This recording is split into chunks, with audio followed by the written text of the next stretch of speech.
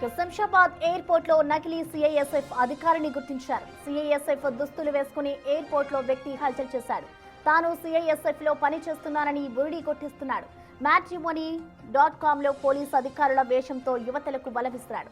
ఇప్పటి వరకు 67 మంది మహిళలను పెళ్లిళ్ల పేరుతో మోసం చేశాడు. నిందితుడు బాలకృష్ణ శ్రీకాకుళానికి చెందిన వ్యక్తిగా గుర్తించారు. ప్రస్తుతం నిందితుడిని అరెస్ట్ చేసి విచారణ చేస్తున్నారు.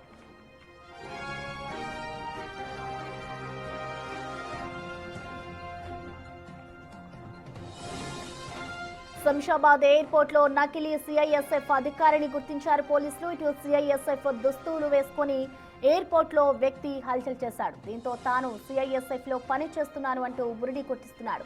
matrimony.com లో పోలీసు అధికారుల వేషంతో యువతలకు వల విసిరాడు. ఇప్పటి వరకు దాదాపు 67 మంది మహిళలను పెళ్లిళ్ల పేరుతో మోసం చేశాడు.